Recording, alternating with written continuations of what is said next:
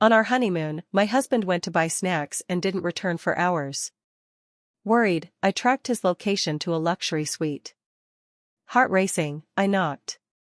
A woman opened the door wearing his shirt. She gasped, "You weren't supposed to be here." My husband ran out of the shower, panicked. I smirked, "Actually, neither were you." That was the last time he ever saw me. I'm a 32-year-old female. My husband, now ex, or will be soon, is 34 male. Let's call him Mark. We'd been together for 5 years. Married for 7 days when this happened. We met back in college at the University of Michigan. I was working part-time at a bookstore, he was a TA in the psych department.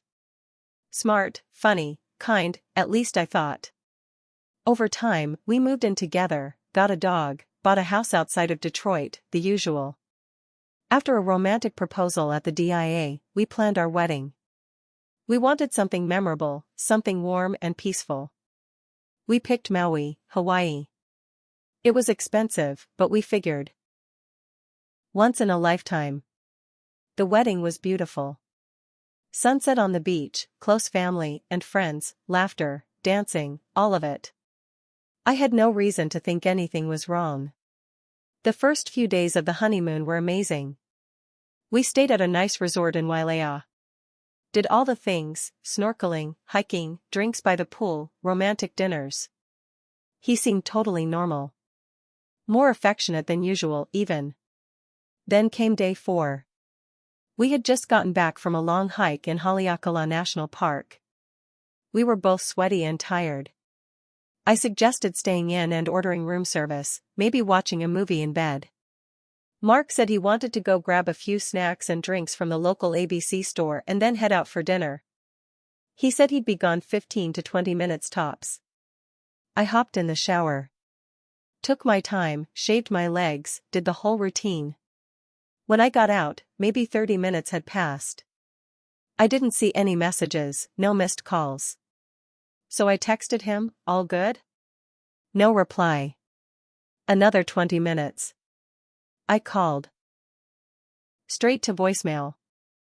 I tried to stay calm, but it was getting dark, and I was getting that weird feeling in my chest. You know the one. That tight, sinking one when something just doesn't feel right. Then I remembered the Find My app we set up before the trip. Just in case either of us got lost or separated on hikes.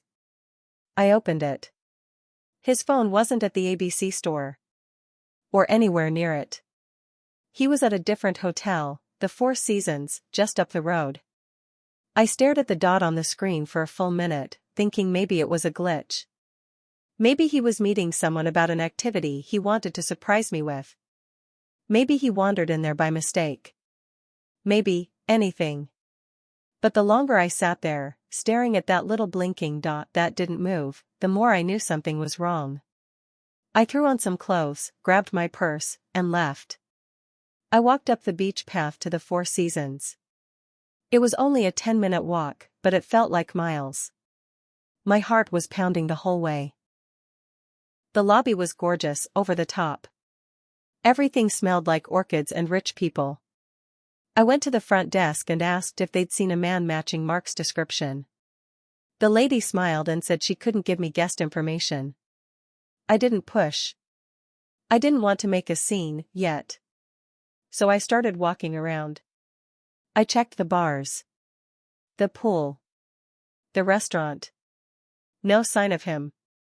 And then I saw her. A woman. Maybe early 30s. Walking across the hallway near the elevators. Wearing his shirt. His shirt. I knew that shirt. I picked it out for him before the trip. White linen, faint blue stripes, a small tear near the left hem. He wore it the night before at dinner. And there it was. On her. Buttoned halfway. No bra. She had that fresh out of bed look. Hair messy. No makeup. Barefoot. I froze. I couldn't move at first. But then instinct took over. I followed her. Quietly. She got in the elevator. I got in, too, keeping my distance. She didn't even look at me. She got off on the 5th floor. Walked down the hall like she'd done it 100 times. Slipped a key card into a door. Went in. I stood there, staring at the closed door, trying to breathe. Then I knocked. Hard. After a few seconds, the door opened. It was her. She opened it just wide enough to peek out, but when she saw me, her eyes went wide. Total panic. She whispered, "You weren't supposed to be here." I'll never forget that sentence. Behind her, I heard water running. A shower. Then I heard his voice. "Who is it, babe?" He walked out from the bathroom, towel around his waist, hair wet, holding another towel in his hand. Then he saw me. And froze. I didn't cry. I didn't scream. I didn't do anything dramatic. I just looked at him and said, "Actually, neither were you." His face went pale. He looked like a ghost. The woman backed up into the room, clearly realizing who I was. He stammered something. "Wait, just wait, I can explain." I walked past her into the room. I don't even know why. Maybe I needed to see it. Maybe I needed it to be real. The bed was unmade. 2 glasses on the nightstand. His suitcase was open on the floor. I looked at the woman. "Did you know he's married?" She looked down. She mumbled, "He said he was here alone." I turned to Mark.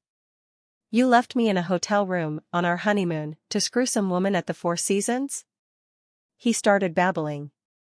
About how it wasn't what it looked like. That he made a mistake. That he felt confused after the wedding. That he didn't mean for this to happen. I didn't say anything. I walked out. He didn't follow. Back in my hotel room, I felt nothing. Not sadness. Not anger. Just numb.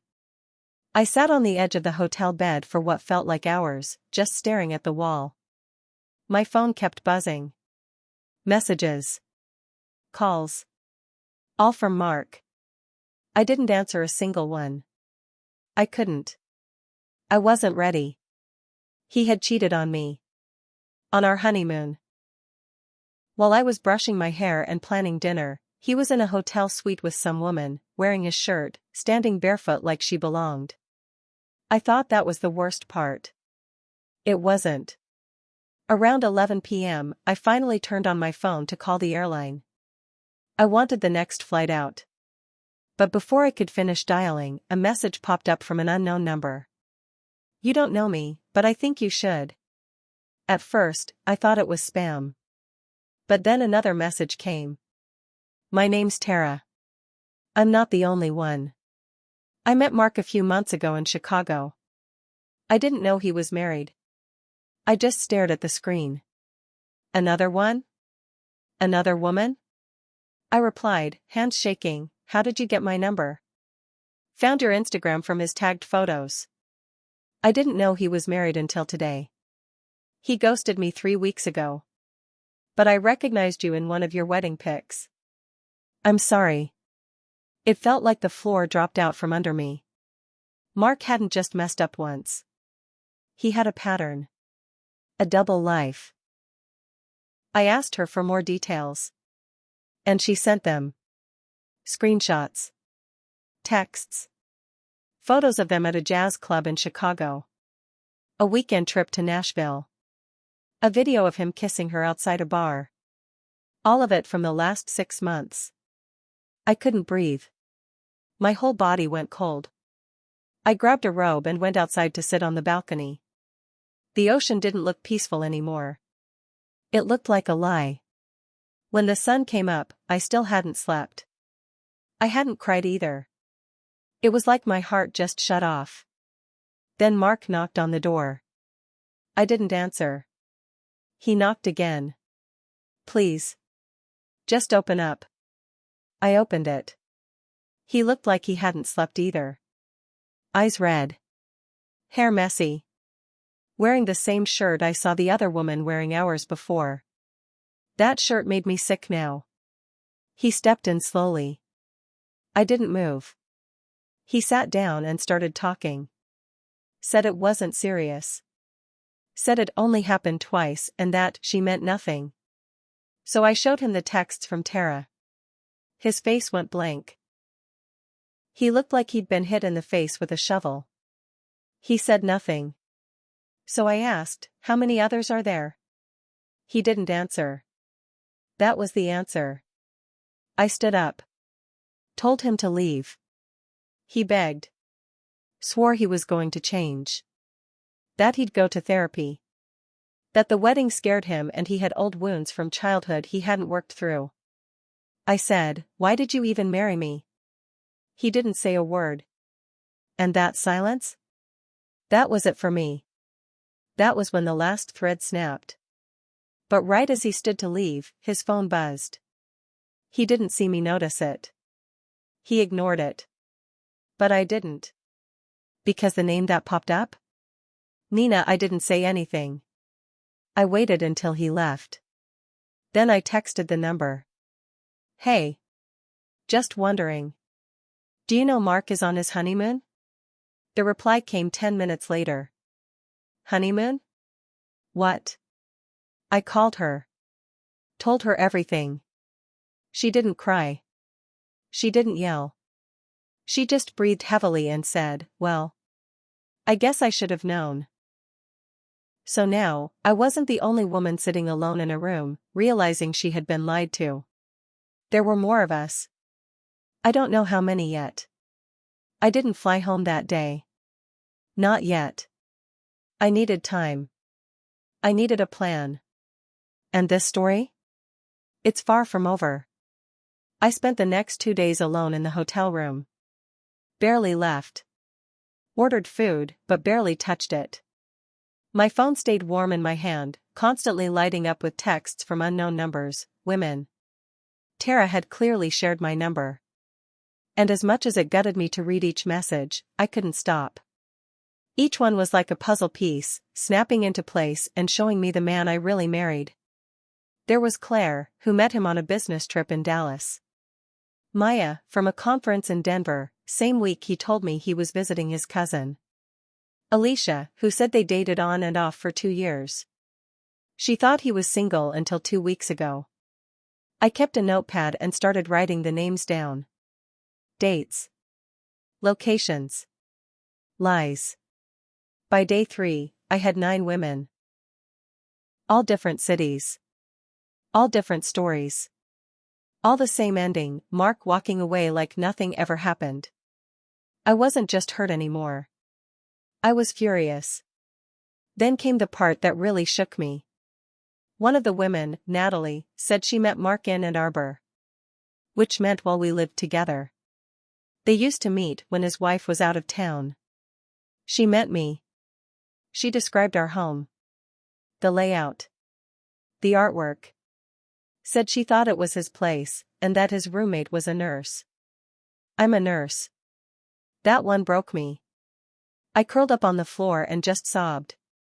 He brought her into our house. I started going through my email, looking for anything I might have missed. And then I saw something strange. A notification from a storage unit in Ferndale. I'd never seen it before. It was rented under his name. Just a few months ago. I clicked through. The invoice listed a payment history. He'd been paying regularly. I never noticed, it was a small auto debit on our joint account, mixed in with utilities. Something about it didn't sit right. Why did he need a storage unit? So I called. Pretended to be his assistant, said I needed to confirm the unit number. The manager gave it to me. I flew home that night. Didn't tell him. Didn't text. Nothing. Went straight from the airport to the storage unit. It wasn't just random boxes. It was another life. Inside, there was a full apartment setup. A couch, clothes, old photos, a TV, unopened mail, all addressed to a different name. A name I'd never seen before. I picked up one of the letters. It was addressed to Matt Ryder. Mark wasn't just cheating. He was living a double life under a different name. I sat down on the dusty floor, shaking. In one of the boxes, I found a stack of birthday cards, sent by a woman named Melissa. The notes were affectionate. Romantic. The last one said, "So glad we're finally moving in together. Love you always." It was dated 2 weeks before our wedding. This man, this liar, had proposed to me, slept in my bed, danced with me at our wedding, all while planning a fake future with someone else. I took pictures of everything. Every letter. Every name. Every lie. When I got back to our house, I noticed something else. A set of keys were missing from the hook. His laptop was gone. His toothbrush. He had run. Like a coward. I sat at the kitchen table, staring at the wall, until the sun came up. Then I poured a cup of coffee, opened my laptop, and typed the first message. To all the women Mark has hurt, this is your official group chat. Let's talk. And oh, did they reply. We started comparing stories, timelines, lies. The group chat turned into a meeting. And that meeting became something bigger. Mark, or Matt, had no idea what was coming. And still, no ending yet. Because the story's not over. Not even close. The group chat exploded. Turns out, Matt Ryder wasn't just a name he used for bills and mail. He used it on dating apps. At networking events. He had 2 LinkedIn profiles, 2 emails, and apparently, 2 lives. I found out he used to disappear for work trips that were actually weekends with other women, sometimes in areas just a few miles from our house. It was insane. Almost comical, if it hadn't been my real life. I was done staying silent.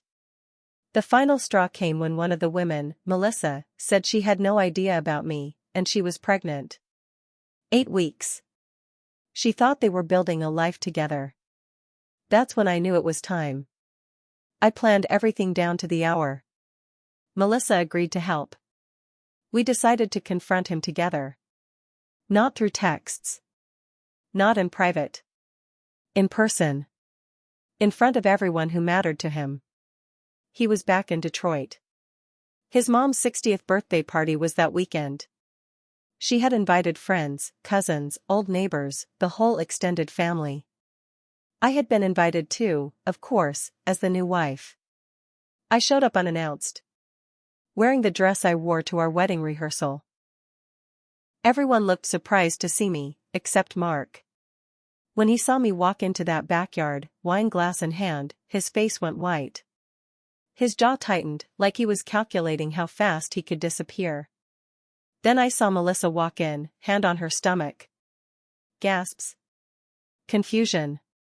Silence. Mark looked like he was going to pass out. His mom, sweet lady, always liked me, walked up and asked, "Who's that with you?" I said, loud enough for the crowd, "This is Melissa. She's 8 weeks pregnant. Your son is the father." Someone dropped a plate. Mark stepped forward. "Can we go talk in private?" "Nope," I said. "No more secrets. No more lies." He tried to calm the crowd. "It's not what it looks like." So I pulled out my phone and opened the group chat. I read their names one by one. Showed screenshots. Played voicemails. One of the women had recorded a message for him, "I hope it was worth it, Mark." He lost it. Started yelling, blaming me. "You're ruining everything." I just laughed. "I ruined everything?" I said.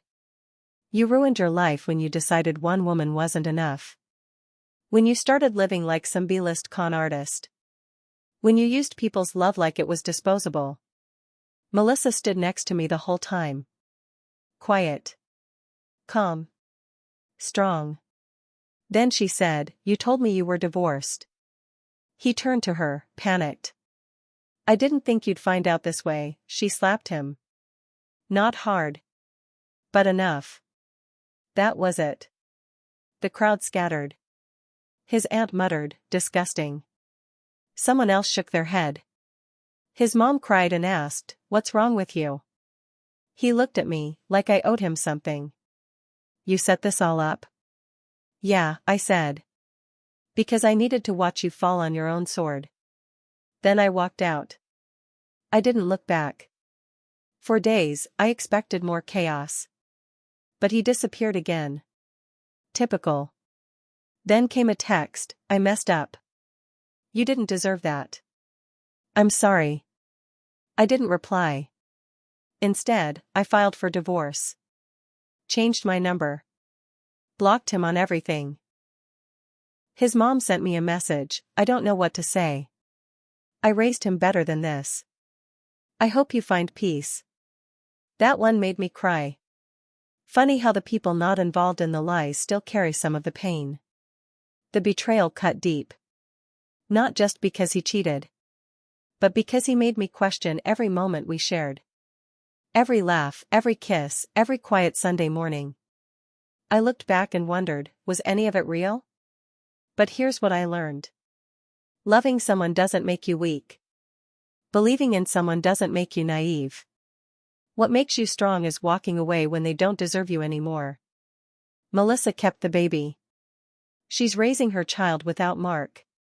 A few of the other women told me they went to therapy, started fresh. We check in sometimes. Trauma has a way of bonding strangers. And me? I'm healing. Slowly. Some days are hard. But most are okay. I travel more now. I went back to Maui once, alone this time. I stood on the same beach where we said our vows, and I let the waves take it all. It's not a fairy tale. But it's my truth. And I'm still here. Standing. Strong. Wiser. Free.